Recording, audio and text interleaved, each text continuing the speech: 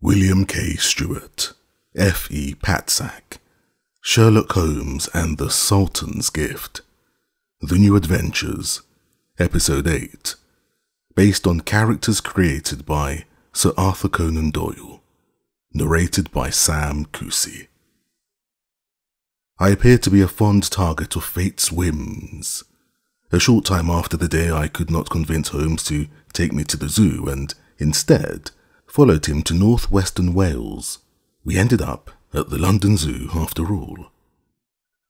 George Collingwood, the third son of Baron Collingwood, whose family we saved from a supposed curse that made them victims of vampire attacks, called us to his workplace regarding a complex criminal case. His domain, to be precise, was the zoo's reptile house, but the director, who knew of Collingwood's acquaintance with Holmes, charged him with the matter, even if it was outside the herpetologist's purview. We arrived at the northern end of Regent's Park on the border of Westminster and Camden, where we spotted Collingwood waiting for us at the zoo's main entrance. After greeting us and thanking us for coming, he got straight to the point. "Gentlemen," he explained, "this is serious. There was a death at the zoo, an unmistakable case of murder. It appears the victim was stabbed in the back." "Wouldn't it have been wiser to call the police?" I queried, somewhat perplexed. Collingwood hesitated briefly. "Well, that's precisely what we did, but there is some confusion about who's responsible for this case."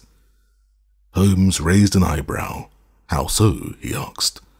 Collingwood gathered himself. "The two gentlemen from Scotland Yard who were here concluded that they could not investigate this as a murder. Instead, they classified the crime as property damage.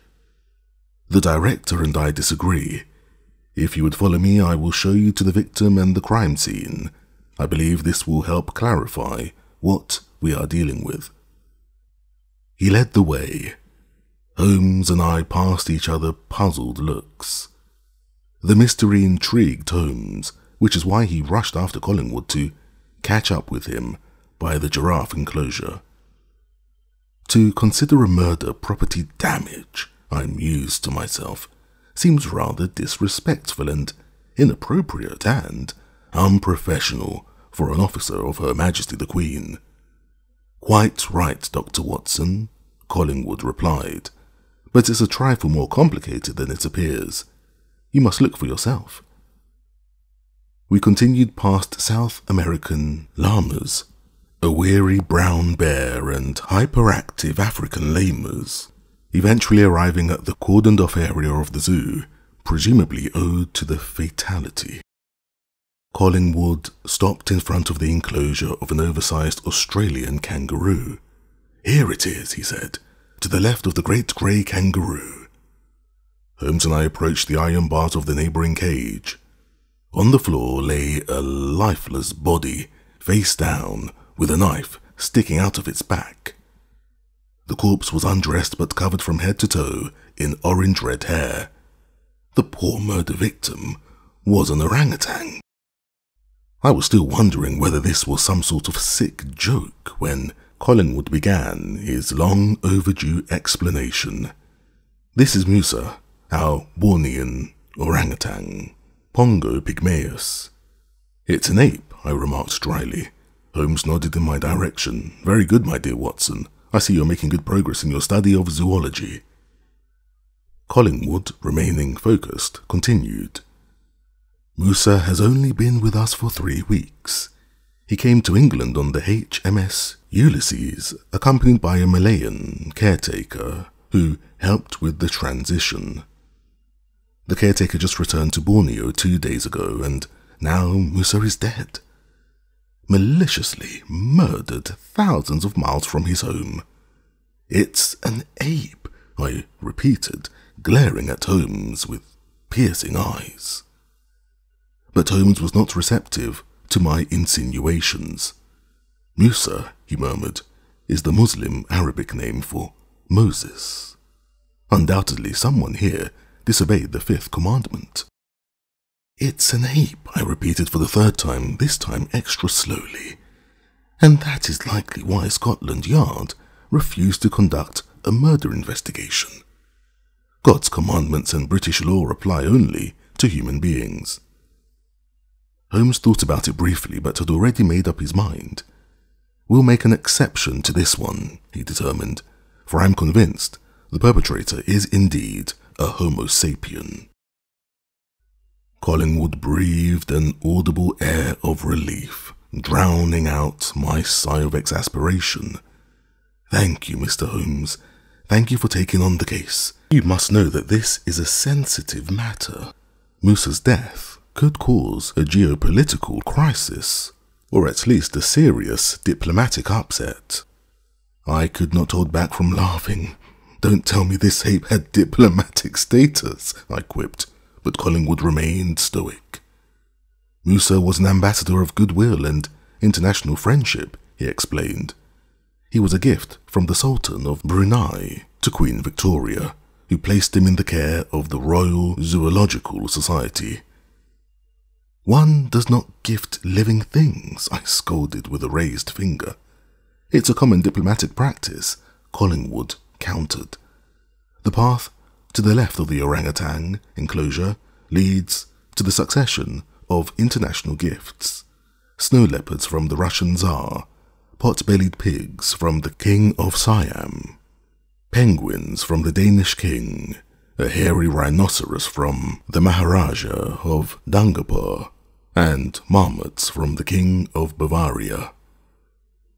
I was out of a witty reply and plainly stated, impressive. Holmes glanced at the marmot enclosure. Apparently, these animals were not expected to adhere to the very rigorous work schedule.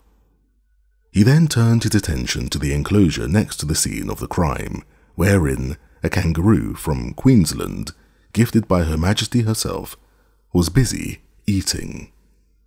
Very interesting, Holmes finally said with a hint of sarcasm. So the orangutan was a gift from the Sultan of Brunei. What exactly did the Sultan hope to get from the British Crown in return for this donation? Undoubtedly improved bilateral relations, Collingwood answered. Since Holmes had little interest in foreign affairs, I felt compelled to explicate. You must know, Holmes, I began, that Borneo, which, by the way, is the world's third largest island, is split into two parts. The southern part belongs to the Dutch East Indies. The northern part is ruled by the Brooke family, originally from Devonshire. Their rule is sanctioned by the Sultan and naturally backed by the Empire. This northern part surrounds the enclave of Brunei, the actual dominion of the Sultan, which so far has managed to keep the colonial powers at bay. Its present ruler, Abdul Momin, is determined to maintain the dominion's independent status, which is why he is keen to preserve good relations with the European powers in the region, Great Britain, the Netherlands, Spain, and Germany. I see, said Holmes, and Musa's violent demise may damage the relations between Great Britain and Brunei. Are you suspecting a politically motivated assassination? Collingwood inquired. Holmes nodded. Quite right, he confirmed. There are a few other reasons to murder an ape at the London Zoo. I must admit I could not think of another reason other than complete madness. All right, Holmes, I said, clearly defeated.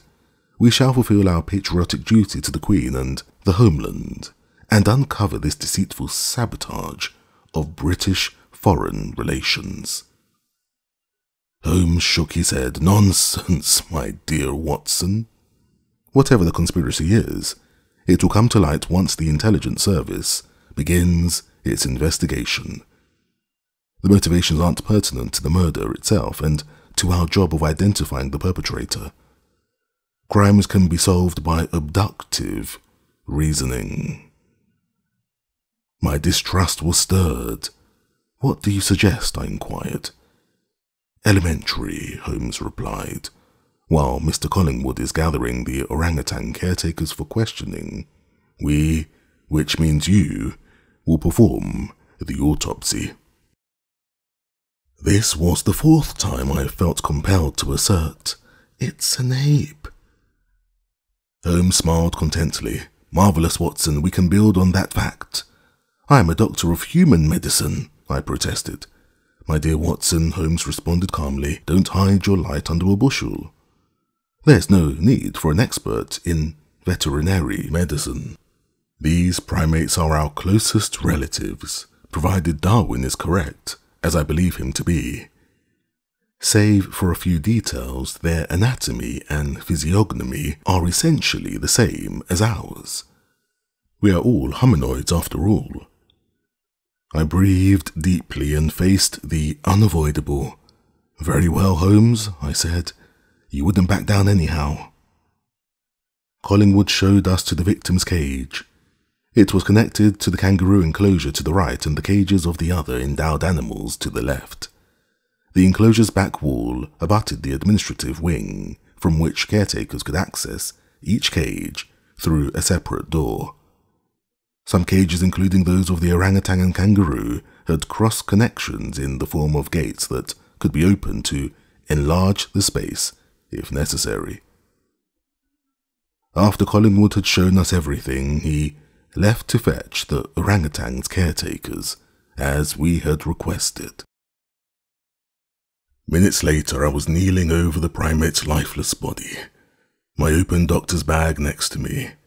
I was thinking about where to begin, as Holmes was peering over my shoulder impatiently. "Now, Watson, what do you see?" I answered without looking up. "The victim was stabbed." I grabbed the knife by the handle and pulled it out.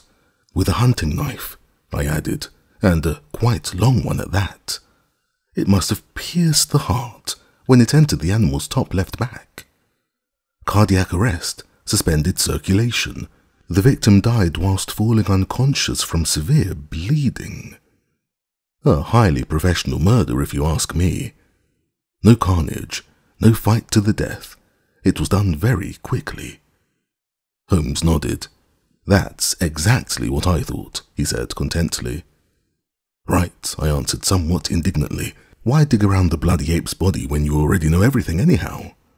With these words, I handed Holmes the knife, which I had wrapped inside a handkerchief. A Bowie knife, Holmes spotted at first glance. Excellent quality, a stainless steel blade. Manufactured in the Rhenish-Prussian city of Solingen by Blobart and Sons. Holmes had impressed me once again. "That is phenomenal, Holmes," I cried. "How can you tell?"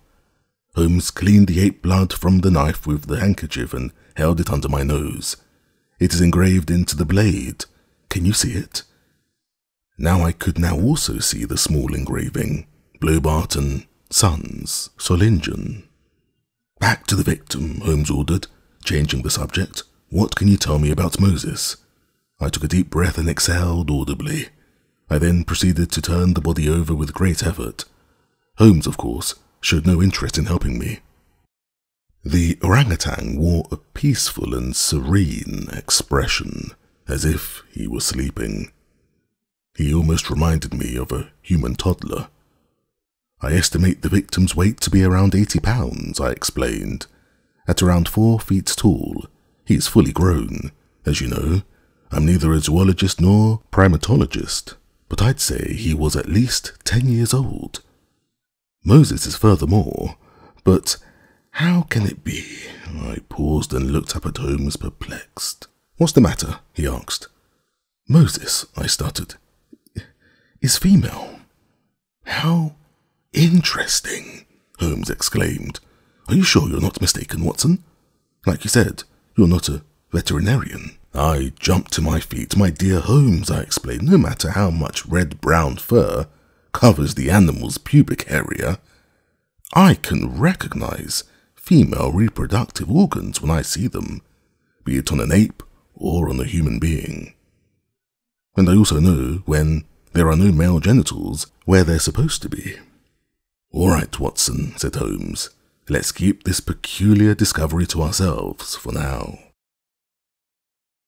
Collingwood returned with the 2 zookeepers responsible for the orangutan. They were two young men in their 20s who were hired for their experience with primates. We hired them when Musa arrived in London, Collingwood explained. We sought two zookeepers with practical experience. For the past 3 weeks they were being trained by their Malayan colleague while familiarizing themselves with the orangutan. I see, said Holmes. We will question them together. He then turned to the first zookeeper, Mr. Goodall. We would like to begin with you. Goodall was an unusually tall man with straw blonde hair. His work overall was heavily stained, presumably from regular cleaning of the animal enclosures. If I was informed correctly, Holmes continued, it was you, Mr. Goodall, who found the dead orangutan this morning. That's right, he confirmed. I was in the changing room in the employee wing when I suddenly heard Musa scream loudly, which was very unusual. I immediately rushed to the cage through the back door, but I arrived too late. The animal was already dead. Did you see anyone? Holmes pressed on. Goodall shook his head. I don't think so, he answered. There was no one in the changing room and the enclosure. Visitors had not been admitted yet. After about 2 minutes I was joined by my colleague, Mr. Fossey. Fossey was the second primate's caretaker, an extraordinarily muscular man, but significantly shorter than Goodall. His work clothes were clean. His left eye showed the beginnings of a bruise. By tomorrow it would have become a black eye. Mr. Fossey, Holmes asked, where were you at the time of the crime? I had just arrived, he explained. I could hear the scream coming from the orangutan enclosure from quite a distance. I ran through the employee wing to the cage where I found Mr. Goodall with the dead primate. I presume you didn't see anyone on your way, Holmes speculated. Fossey confirmed with a nod.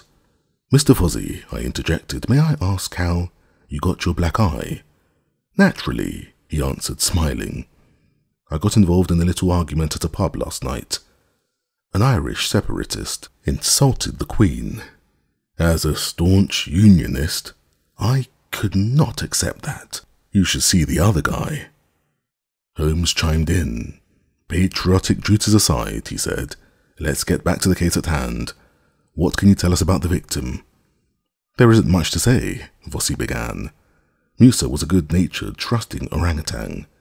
He must have lived in captivity for a long time, as comfortable around humans as he was.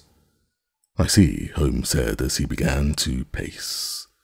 Mr. Collingwood told us that you are an expert in primate care. Where were you employed before? In Vienna, Fossey answered. I was responsible for the mountain gorillas at the Schönbrunn Imperial Zoo. That's correct, Collingwood confirmed. Holmes approached Goodall. And you? What is your experience with primates? For the past 5 years, I've been taking care of chimpanzees at the Royal Menagerie in Brussels. Goodall explained. I have properly presented my papers. Collingwood also confirmed to this fact.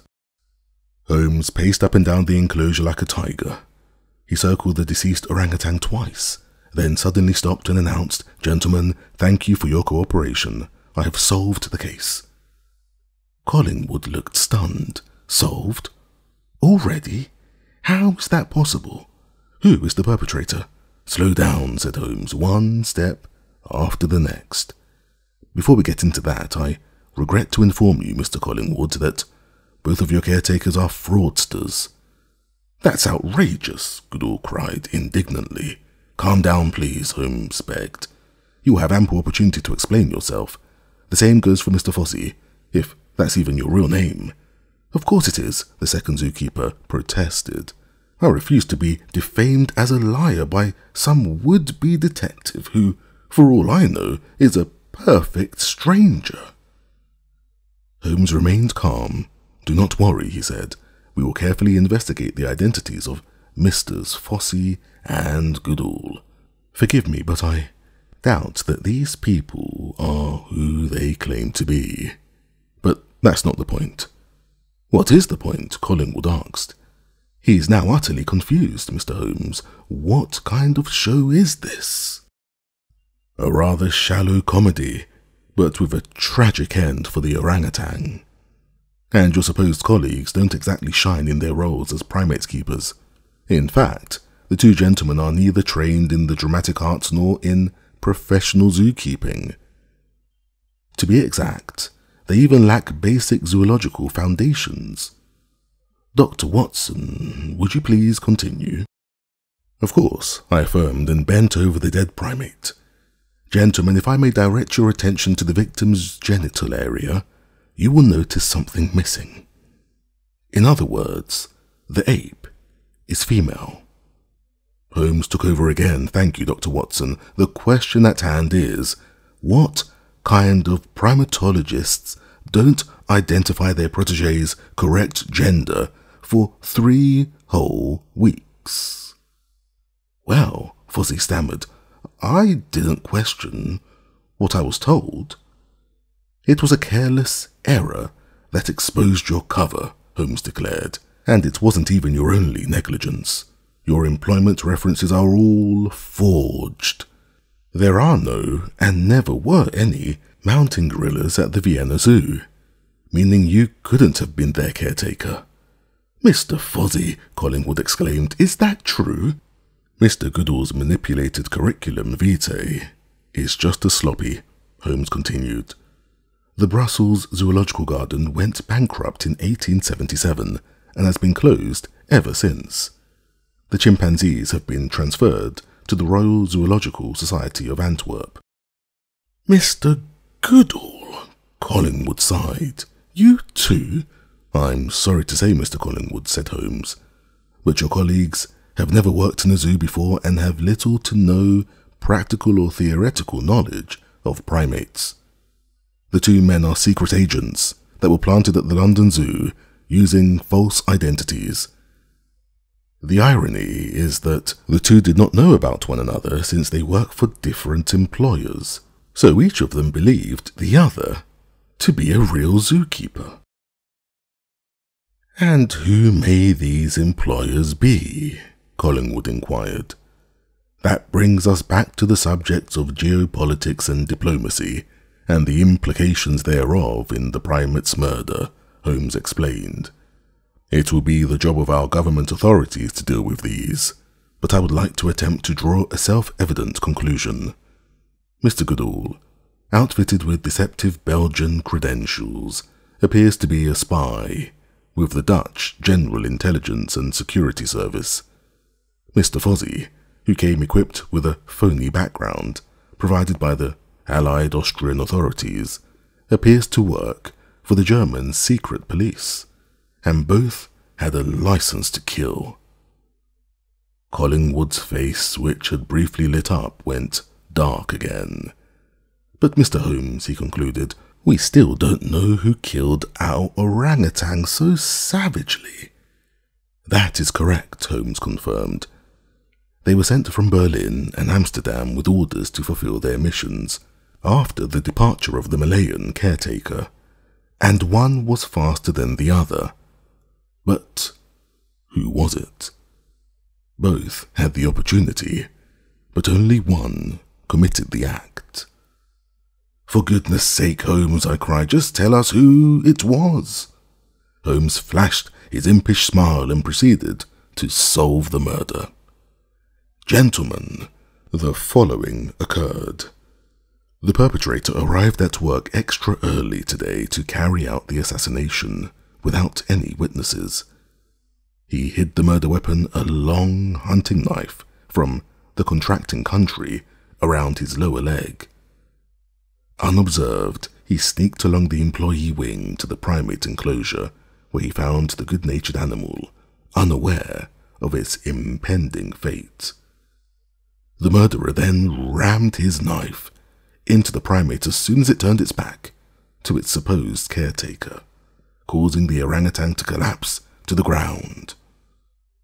What the perpetrator did not know was that his fellow imposter had also come to work earlier than usual to complete his mission. And it was he who heard the death cry The perpetrator heard his colleague's footsteps approach and managed to get out of the enclosure before the door clicked open by exiting through the connecting gate to the neighbouring kangaroo cage, and from there back to the employee wing.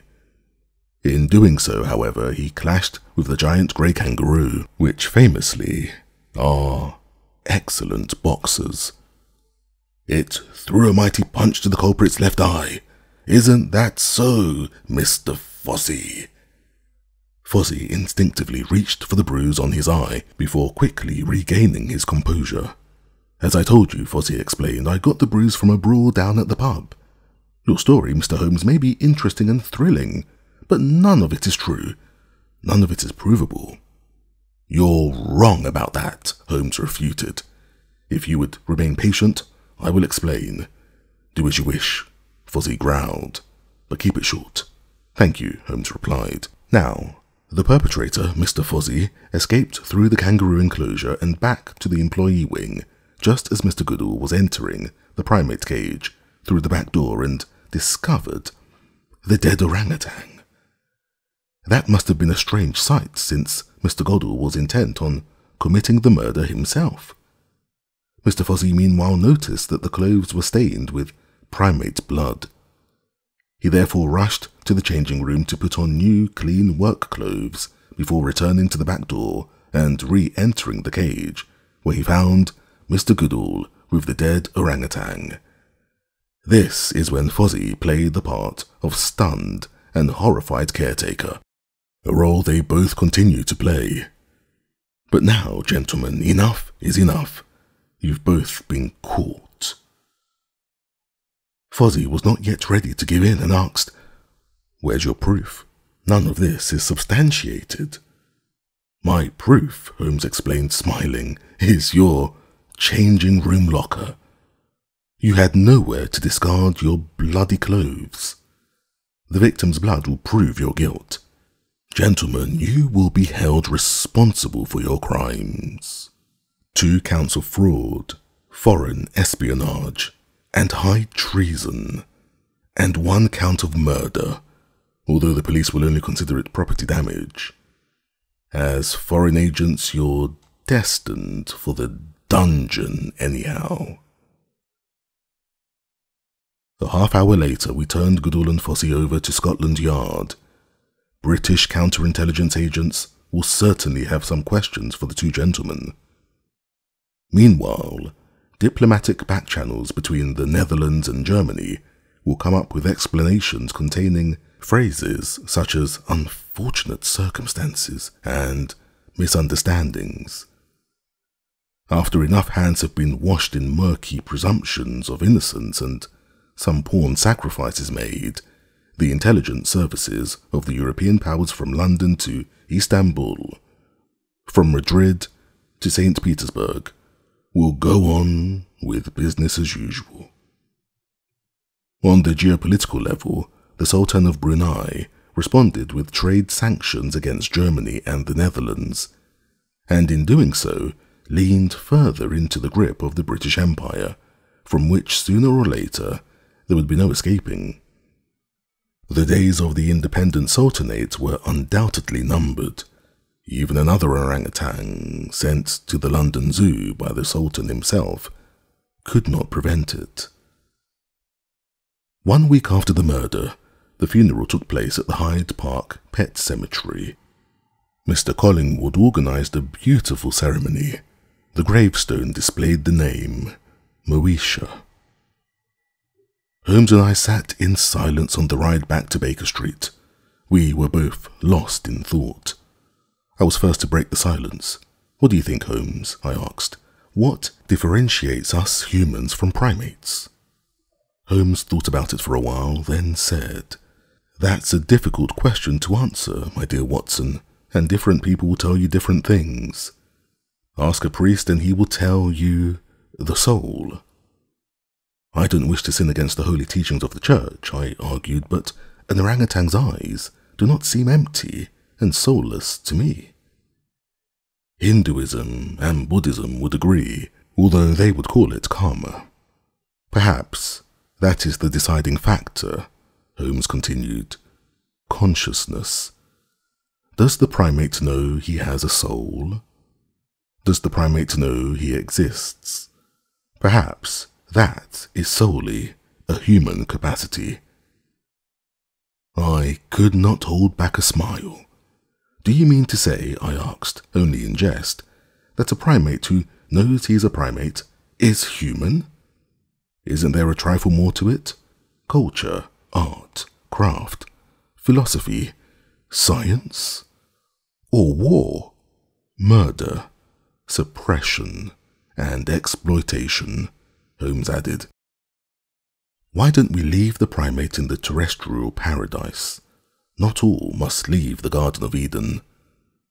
We left it, I countered, to make the world subservient to us, including the animal kingdom. Holmes again needed time to reflect, then said, I received a few pages of unpublished text from our mutual friend, Dr. Engels. It bears the title, The Part Played by Labour in the Transition from Ape to Man. In it, Engels views evolution as a dialectic and materialistic process. As our animal ancestors are concerned, the interface between hands and mind caused novel human conditions to emerge from the animal kingdom. I turned up my nose. Perhaps Mr. Engels should stay with economics, I answered briskly. If you apply that rationale to our religious metaphors, Holmes mused sedulously, then Adam and Eve would not have only been the first humans but also the last of our ancestors that were apes. Do me a favour, Holmes, I demanded after taking a deep breath. Never utter these words in public, please. But it's true, Holmes insisted. In essence, we are merely slightly more developed apes. Admittedly, we've made a remarkable qualitative leap. But nevertheless, we descended from apes. You, perhaps, I answered, and resumed, avoiding any further conversation with Holmes. The end. This has been Sherlock Holmes and the Sultan's Gift, The New Adventures, Episode 8, by William K. Stewart and F. E. Patzak, narrated by Sam Kusi.